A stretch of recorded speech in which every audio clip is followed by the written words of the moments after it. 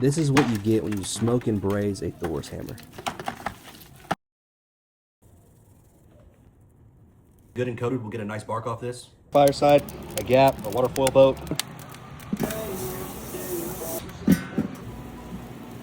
Use whatever beer you want. I am going to use this as an au jus afterwards. Rosemary, Busch Light, and beef stock, and some tomato paste. Purposely keeping the braise light so we can use the juice for dipping.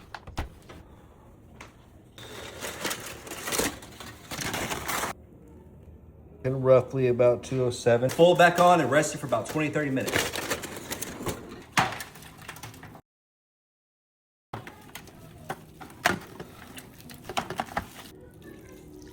All right. Melted provolone on fresh sourdough, some pickled onions, and a little braising liquid over the top.